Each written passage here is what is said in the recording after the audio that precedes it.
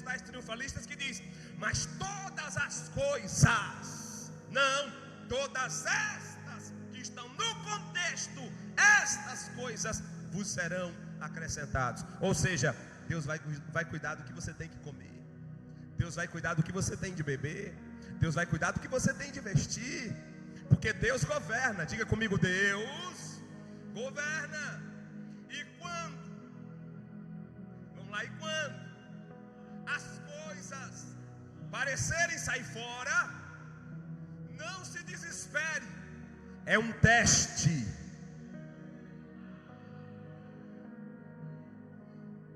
É um teste, Ele está testando-nos para ver se nós realmente somos provados no tocante ao Deus que governa sobre todas as coisas. Em Gênesis capítulo de número 1, a Bíblia narra a história da criação de todas as coisas. E a Bíblia diz que depois que Deus vai fazendo, e à medida que faz, a Bíblia diz: e fez o Senhor Deus, e viu Deus que era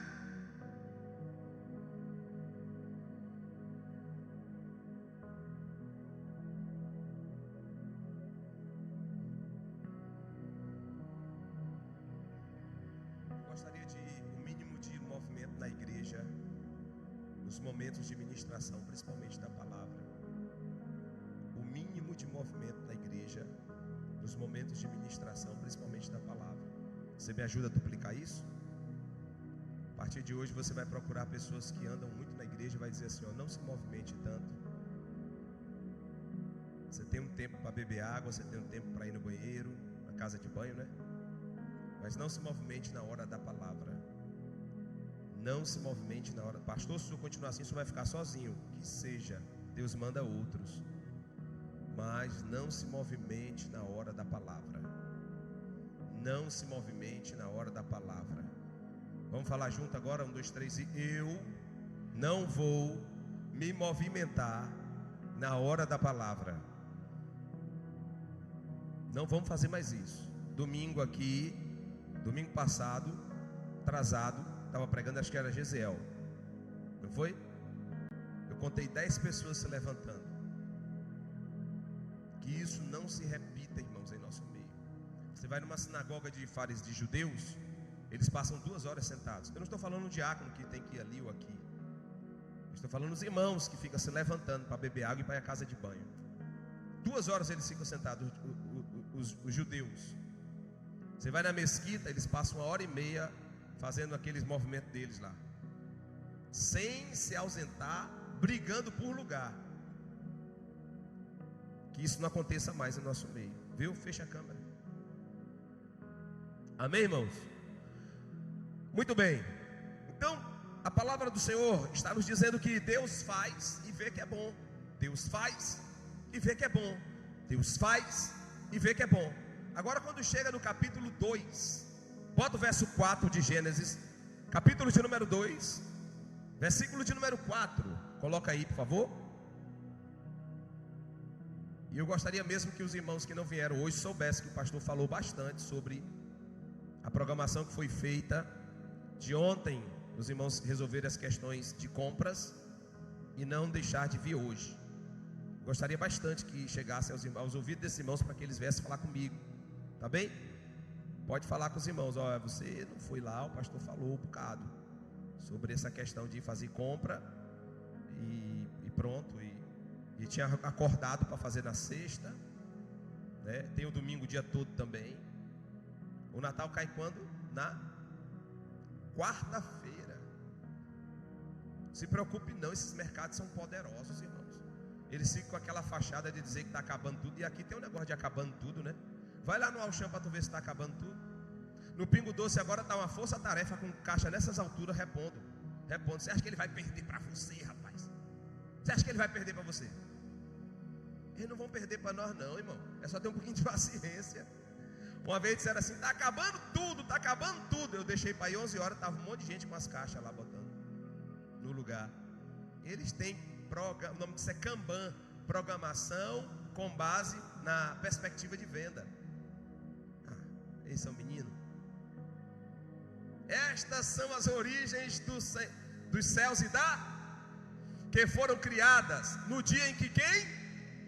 Não, repete a palavra, quem? O Senhor Deus fez a terra e o céu. Irmão, preste bem atenção. No capítulo 1 não aparece a palavra Senhor Deus. Pode ler o primeiro todo. Estas são as obras que Deus faz e viu Deus que eram boas. No capítulo 2, verso de número 4, aparece pela primeira vez a palavra Senhor. Em grego a palavra Senhor é Kyrios. Em hebraico a palavra Senhor é Adonai. Diga comigo, Adonai. Quando foram criadas? No dia em que Adonai fez a terra e os... Sabe o que quer dizer Adonai? Dono. Uma das definições do senhorio de Deus é que Deus é dono de tudo. É por isso que em Mateus 6, no famoso Sermão do Monte, Jesus diz: pare de se aquietar pelo que comer, beber ou vestir. Deus é dono.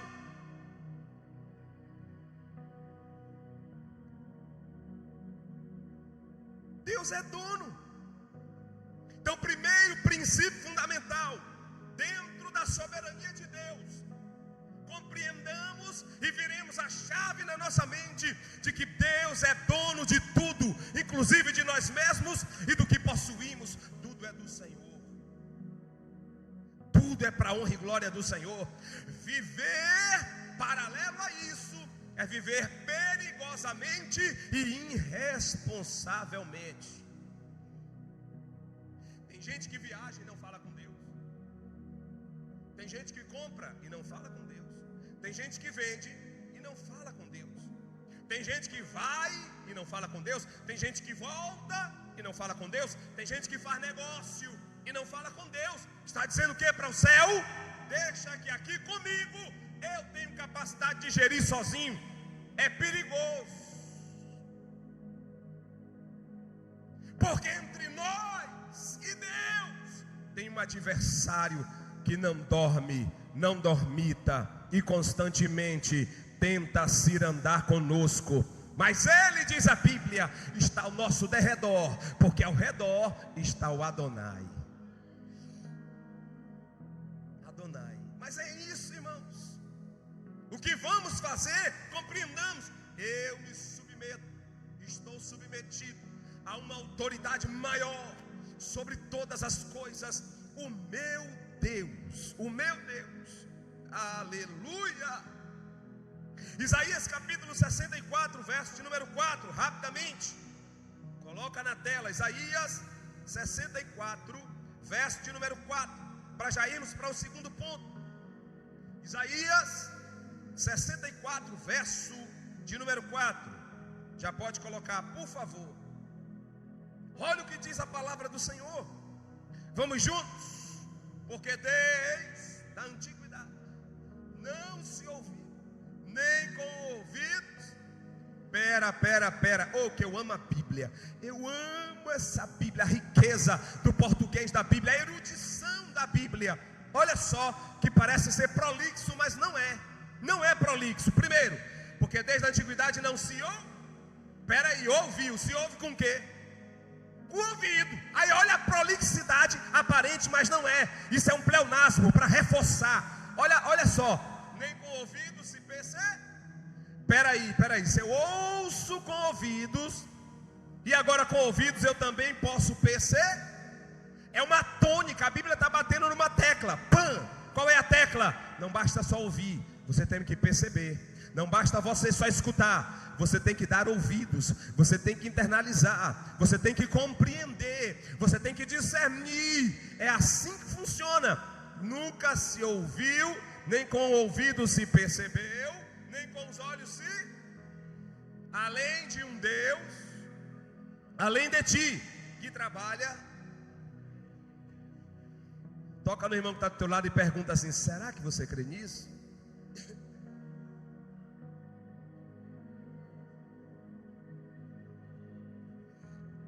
Deus Deus trabalha em prol daquele que nele espera. E eu digo para os irmãos, uma das matérias mais difíceis nesta nossa vida, da caminhada da fé, é a matéria do esperar. Porque esperar denota confiança, e confiança aguça a esperança. Só espera quem conjuga confiança com esperança. Não dá para esperar se não houver confiança. Não dá para esperar se não houver esperança. Mas quando eu sei que meu Deus, Ele vive, o meu Redentor vive, e por fim se levantará, eu espero. Quando eu sei que o meu Deus é provedor, eu espero. Amém, irmãos? Porque Ele trabalha. Trabalha por quem? Por quem? Espera. Espera. Oh glória, isso é soberania de Deus. O apóstolo Tiago, devia estar aqui, eu não sei se não está, mas o apóstolo Tiago, ele diz assim: ei, não digas tu, na tua estutícia, ou seja, na tua prepotência, eu vou, farei, voltarei, direi, me locomoverei. Não digas isso, diga: se o Senhor quiser. Se o Senhor quiser. Porque se Deus não quiser nem dessa cadeira, você não levanta hoje. Se Deus não quiser nem dessa casa, você sai hoje. Se Deus não quiser, irmão, quem é você para querer? Mas se Deus quiser. Aleluia. Ponto de número 2. Deus levanta homens que glorifiquem na política. Deus levanta homens.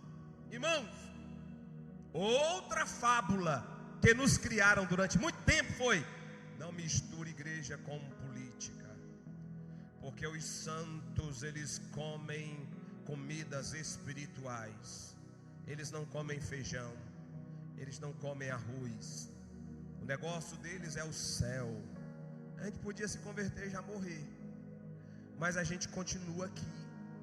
E como seres humanos, diga comigo, políticos. A palavra polis é a origem da palavra cidade no grego. E o político é aquele que habita na polis. Não viva alienado, viva consciente dos seus direitos e deveres. Passe no vermelho, entre numa rotunda sem esperar e diga: Deus me dá livramento, para você ver se Deus vai livrar. Nós temos os nossos deveres como político. O que é um político? O habitante da polis. E o político é alguém que tem opinião. Aí no Brasil houve uma polarização que ainda continua até hoje, de direita e esquerda. E aí tem gente para todo gosto, sim ou não? Até Paulo enfrentou esse problema. Paulo disse assim, ele chegou na igreja de Corinto e disse assim, aqui tem uns de Apolo, aqui tem uns de Cefas, de Pedro, aqui tem uns que diz que é comigo, e tem ainda um grupo que é o grupo do meio, que não é com ninguém, é com Jesus. Esses são os mais perigosos. Esses são os mais problemáticos, aqueles que dizem assim: meu negócio é com Jeová. Não se meta com ela não, não se meta com ele não, que é B.O. puro. É mentiroso, é caluniador, é conversador mole, não paga e não compra. Pode, puxa a capivara, não puxe não, que não vale a pena. A Bíblia diz em João, 1 de João 4:24: se eu digo que amo a Deus e não amo meu irmão a quem vejo, constituo-me mentiroso. Pois como amarei a Deus a quem não vejo, se não amo meu irmão a quem vejo? Que espiritualidade é essa? Espiritualidade verdadeira me faz me conduzir em meio ao ambiente estatal, sem me contaminar, mas também sem declarar, primeiro, a minha fé, segundo, os meus direitos como cidadão. Não é, irmãos? Outro problema que aconteceu também nesses 60 anos no Brasil, começou a chegar os livrinhos. Eu conheço um bocado dos autores. Eu estudo teologia há 20 anos, sou novo. E conheço todos esses autores que chegou, bombardeou as igrejas. Todo mundo tinha um livrinho deles assim na cabeceira da cama. Em algum lugar tinha um livrinho deles. Kenneth Hagin. Quem não leu aqui? Caçadores de Deus. Quem não leu aqui? Deixa eu citar alguns exemplos. Marcos Lucado, todo mundo conhece. Quem não leu o Trovão Gentil? E muitos outros. Se eu for continuar falando, um vai cair em você. Não é possível que você seja tão extraterrestre. Mas observe que separaram-nos também.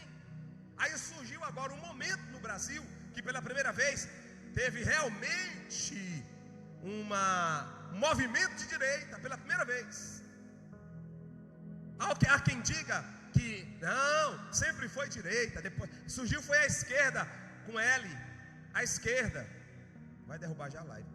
Mas não, nunca houve foi direita, sempre foi centro-esquerda, nunca foi direita. PFL, velho antigo, do ladrão velho, direita, centro-esquerda. PSDB, centro-esquerda. PMDB, centro-esquerda. E agora uma multidão de sigla centro-esquerda. Direita, só tem uns 3 ou 4 partidos. Direita, agora, só agora, em 2019 para cá. 18, né? Aí alguém diz, não, eu não posso falar nada. Cuidado, você não pode falar, porque você é cidadão do céu, não pode estar brigando por aí. Mas defender as pautas da família, defender o nosso direito, a nossa fé, a palavra de Deus como sendo a bússola das nossas vidas, aí não. Aí a gente tem que falar, irmãos. Amém? Então nós somos cidadãos de uma polis. E eu vou dizer uma coisa muito séria aqui nessa noite, que eu só digo em curso teológico, mas hoje eu vou dizer, só porque aqueles que faltaram me deixaram nervoso. Eu vou dizer agora. Eu vou dizer, sabe o que é que eu vou dizer? Preste bem atenção, diga comigo, idiota. Não é um palavrão? A palavra idiota é a junção de 2 palavras. ID, identidade. Ota, exclusão. Idiota é aquele que se exclui. E eu quero dizer isso até para o grupo de jovens daqui. Todas as vezes que você se exclui de uma responsabilidade, você é um idiota.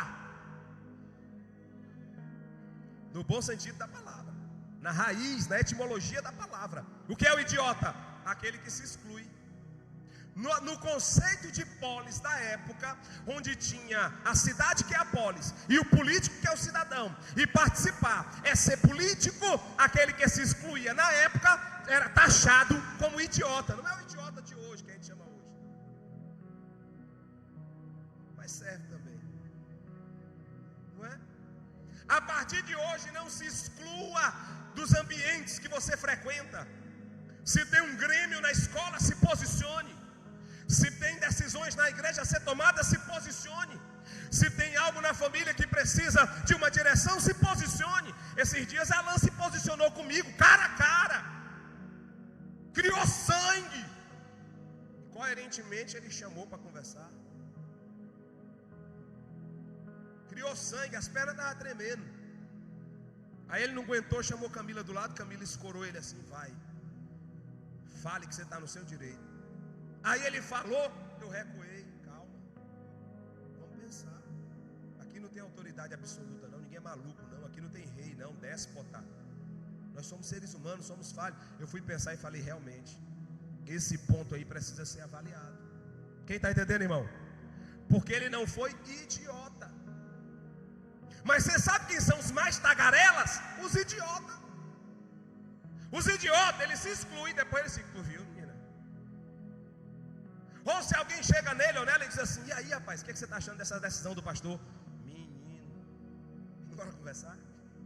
Eu tenho tanta opinião a dar. E por que idiota que tu não dá na hora que é para dar?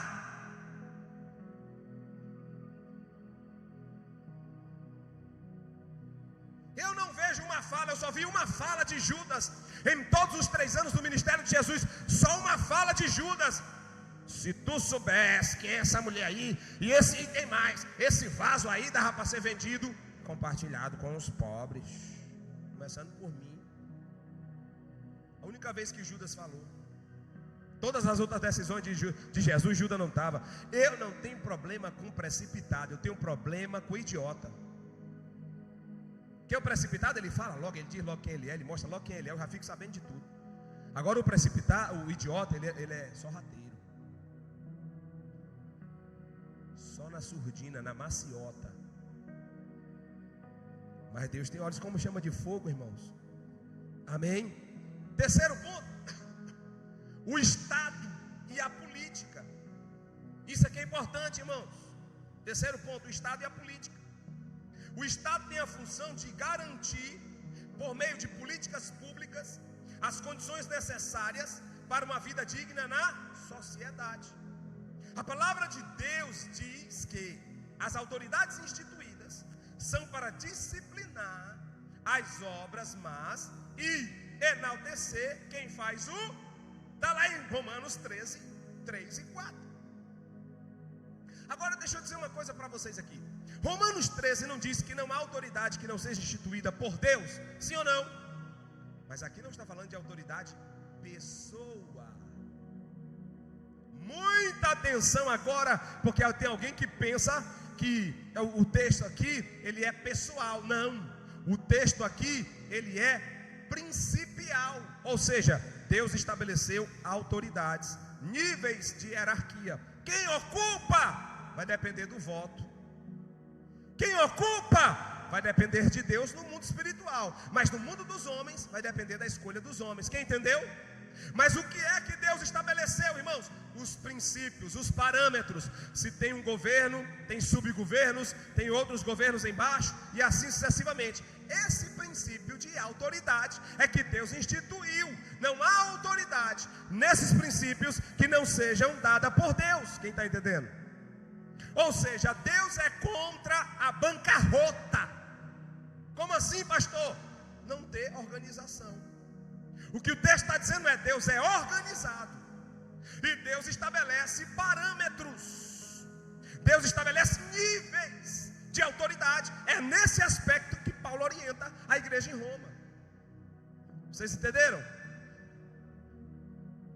Não é que agora tem um governador, não sei de quem, ruim, Deus botou ele lá. Agora tem um governador bom. Nem sempre, nem o bom às vezes não é Deus que bota. Amém, irmãos? Então a questão de autoridade aqui está mais relacionada ao princípio organizacional.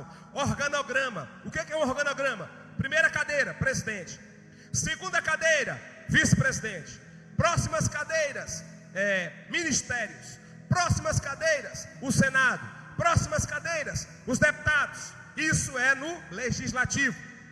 No executivo, STF, cadeiras vazias. Deus instituiu as posições, as cadeiras abaixo do STF, STJs, cadeiras vazias. Deus instituiu esse princípio abaixo do STJ, os tribunais locais, cadeiras vazias. Deus instituiu esse parâmetro. Quem senta lá depende muito dos homens. Quem entendeu agora mais ou menos? Diga comigo: o organograma da autoridade foi Deus que deu. Seguindo aqui então, o Estado e a política. Assim como vivemos em um Estado democrático, de direito, né? Parece brincadeira. Onde tanto cidadãos como autoridades instituídas têm direitos e deveres, mediante a Carta Constitucional do país. Isto é, vivemos no império das... Por isso, devemos exercer o mesmo princípio de submissão ao Estado, esposado pelo apóstolo Paulo em Romanos capítulo de número 13. Então existe lá as leis, Código Civil, Código Penal, Código Constitucional e a nossa magna Constituição. Agora, se eu estiver pregando em praça pública no Brasil e alguém vier com algum mandato de um juiz local, ou de um vereador, ou prefeito, ou secretário, eu devo me curvar a essa lei? Pergunto-vos e preciso de uma resposta.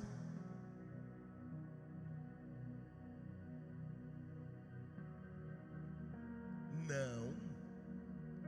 A carta magna é a Constituição. Você pega a Constituição no artigo de número 5, onde fala sobre a liberdade de expressão.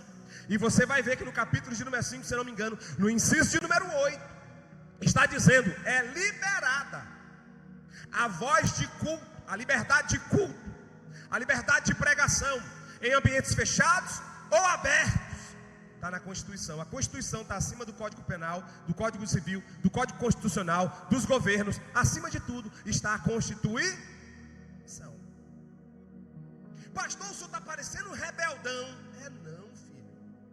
É falta de informação nossa. Vamos ter informação. Não é assim? Aqui, para a gente ter um culto com som, precisa pedir a câmara? Precisa. Se fizer sem pedir a câmara, quebrou a lei? Quebrou, porque aqui é diferente. Quem entendeu agora? Amém?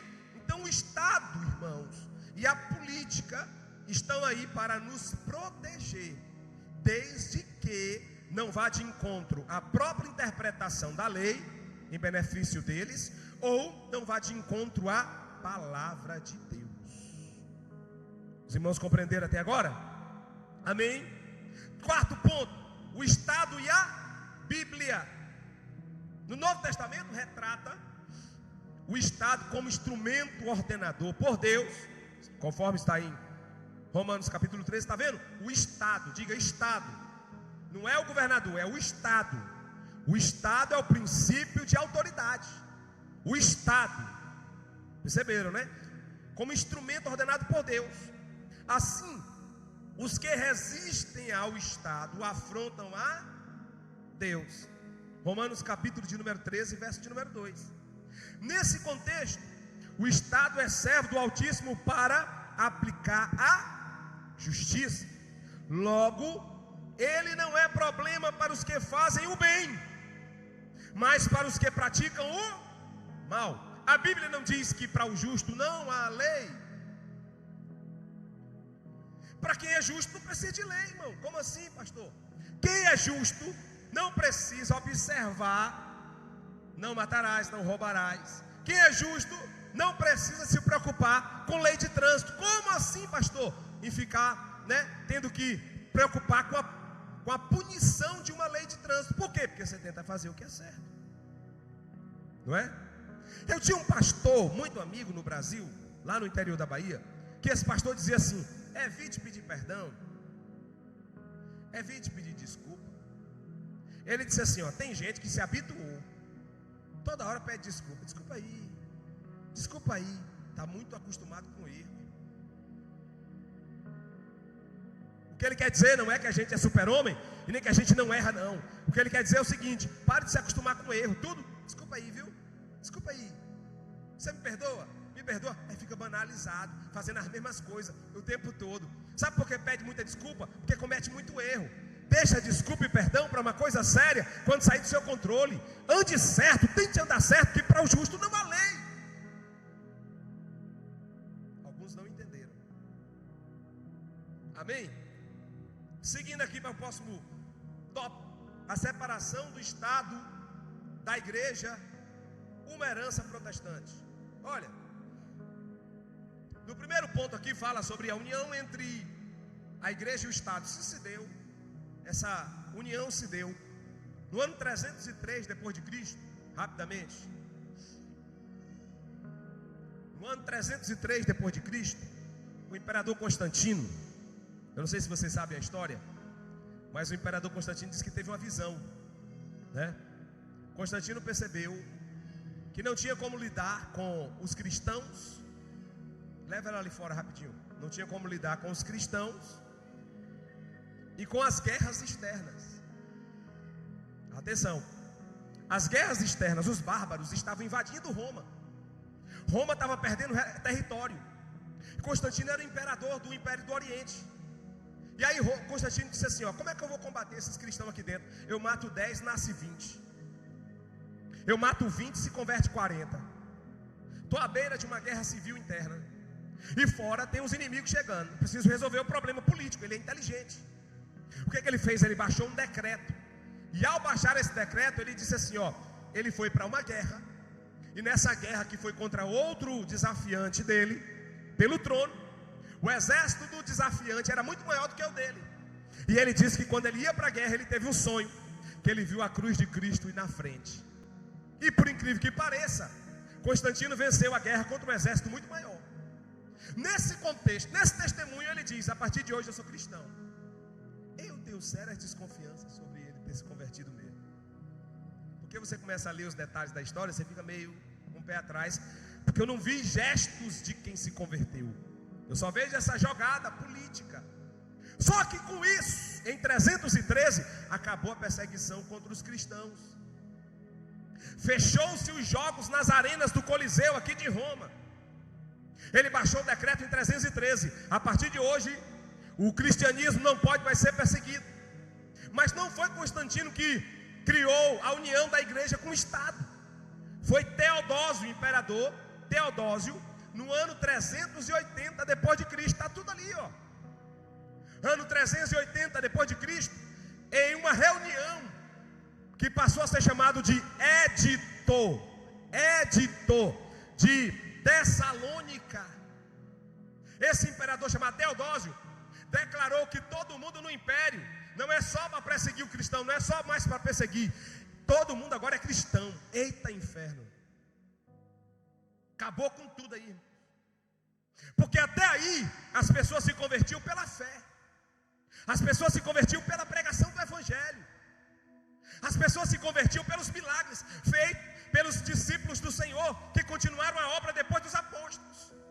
Mas depois de 380, bárbaro, gregos, gentios, todo mundo indiano, todo mundo passou a ser cristão. Imagine o balaio de gato. Não tem Bíblia para todo mundo. E aí a igreja criou um padrão de controle. Vamos colocar a Bíblia em latim. Só quem vai falar a Bíblia é o padre, o clérigo. E eles vão vir para a igreja e ficar só amém. O clérigo lá, ai meni domini Christi, amém. E a igreja começou a descambar, se acabar, mergulhar em idolatrias que foram levantadas através das imagens dos apóstolos. Depois surgiram as padroeiras, depois surgiram as indulgências, depois surgiu a venda de terreno no céu. E aí a coisa foi de bancarrota, de mal a pior, até que no século 16 Deus levantou dois homens. O primeiro homem, diga comigo, John Hus. John Hus. Hus quer dizer ganso. Ganso. A igreja católica prendeu esse homem porque ele começou a se revoltar contra essa tradição católica. A Bíblia, ela fazia parte do culto, mas não era a base da fé. A tradição como é hoje aqui é mais poderosa do que a Bíblia. A Bíblia é um elemento que compõe o culto para uma leitura litúrgica, mas não é a base de fé. Não é. Esses homens começaram a questionar. Pegaram esse homem e disse: para de perturbar, senão você vai ser sentenciado à morte. Ele não parou. Amarraram ele numa fogueira, queimaram. E ele, quando a fogueira começou a queimar o corpo dele, ele disse: hoje vocês matam um ganso, mas Deus vai levantar um cisne que ninguém vai poder parar. 40 anos depois surge Martinho Lutero. Pregou as 95 teses na porta da catedral de Westminster. E a partir desse movimento começou a famosa reforma protestante, contra os dogmas da igreja católica, contra toda essa tradição pesada. A Bíblia foi resgatada, foi traduzida, e todas as pessoas passaram a ter acesso à palavra e às verdades da palavra, o que não acontecia nos anos para trás. Houve um grande movimento, inclusive cultural, em todo o mundo. Quando falarem para você que a reforma protestante foi um evento apenas de protesto, diga para eles: não, a reforma protestante foi um movimento cultural. Foi com a reforma protestante que surgiram as faculdades. Os mosteiros passaram a ser centro de estudos. Depois surgiram as grandes faculdades. A faculdade a maior do mundo, lá nos Estados Unidos, que é a faculdade de Harvard, surgiu de um grupo de estudo protestante. Hoje é a maior faculdade do mundo. É claro que hoje perderam a visão, mas é só para os irmãos entenderem. Nós como igreja precisamos sempre nos posicionar. Custe o que custar, dê no que der. Se é em nome da fé, nos posicionemos. A gente se posiciona com coisa que não tem nada a ver. A gente defende nossos gostinhos. A gente defende nossa aprovaçãozinha política e popular. A gente defende quando alguém nos maltrata. A gente começa a criar complô, criar uma politicagemzinha e não defende o que é certo. Esteja pronto a defender a fé que você diz ter, não importa o que aconteça. Amém, irmãos? Já terminei já. O modelo do Estado laico brasileiro, vou nem falar disso, é uma bagunça lá. E eu quero falar agora no ponto de número 3. No primeiro ponto fala sobre o perigo da politicagem. Vocês aguentam mais 2 minutos aí? O que é politicagem? Politicagem é o que o diabo tentou fazer com Jesus. O diabo chegou no deserto e disse assim: eu percebo que o senhor está com fome. E eu queria saber de uma coisa: o senhor é o filho de Deus mesmo? Dá só uma provazinha de que o senhor é o filho de Deus e usa o poder que você tem para se alimentar. Transforma pedras em pães, nada mais justo. Isso se chama politicamente correto. Quando todas as vezes que eu tiver a oportunidade, eu usar os recursos que eu tenho apenas para benefício próprio. Primeiro ponto importante do que seja politicagem: eu usar o que eu tenho, os benefícios que eu tenho, os recursos que eu tenho apenas para mim mesmo. Isso vai na contramão do reino de Deus. Inclusive o dom que Deus te deu não é nem para você, é para os outros. Quando a gente descobre que a nossa vida é uma vida em prol do outro, a gente saiu do politicamente correto e entrou no reino, na política do reino de Deus. O politicamente correto pode ser definido nas mais variadas áreas. Nós sabemos que a política é a arte, né? É a arte de fazer com que a coisa flua dentro do Estado, é a política. Mas o politicamente entra os partidarismos. O politicamente gera, sabe o que? O puxar do tapete. O politicamente, sabe o que é que opera no politicamente? A iniquidade. Diga comigo, iniquidade é a capacidade de tornar certo o que é errado. Politicamente correto é isso. Hoje estão querendo empurrar a goela abaixo da gente. Uma agenda LGBTQI+, e Z. Hoje estão querendo empurrar a goela abaixo a gente, que esse padrão de família que nós vivemos hoje está ultrapassado. Que hoje um homem pode ter mais de uma mulher. Que hoje a sociedade líquida, onde tudo se desfaz muito rápido. Se não deu certo, parte para outra, onde não há mais compromisso. Jesus falou sobre isso. No sermão profético, quando pediram a ele um sinal, ele disse: eu vou vos dar um sinal, o sinal de Jonas. Casavam-se e davam-se em casar, politicamente correto, uma vida normal sendo seguida, as escolhas das próprias vontades, sem o devido comprometimento. Toca no marco aí, Rose, diga: eu estou comprometida contigo. Tu pode até ser uma terra ruim, mas eu não te largo.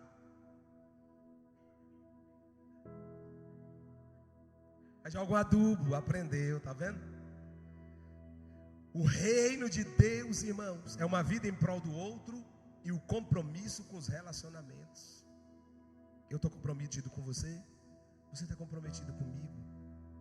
Quanto menos compromisso, mais politicamente correto. Você acredita que dentro da igreja tem pessoas que dizem assim, ó: não é comigo não estou nem aí, é problema deles, deixa eu cá, e eles lá, e nós fica de boa. Fica nada, indivíduo. Eu ia chamar de outra coisa, eu ia chamar outra coisa. Mas a beleza, eu estava dizendo para uma jovem ontem, a beleza da vida está na capacidade de se aventurar às experiências externas, se aventurar com os diferentes, porque a gente cresce mais nas experiências externas do que em ambientes que nos afagam, que torcem por nós. A gente cresce mais quando torcem contra do que em ambientes que torcem por nós. Sabe por quê? Porque quando se torce contra, nós temos a oportunidade de crescimento, irmãos. Que o Espírito Santo de Deus nos ajude nessa noite. Que o Espírito Santo de Deus te ajude nessa noite. Que você possa ter uma clareza que o Deus que você serve, Ele é Senhor e dono. Fique de pé nesse lugar.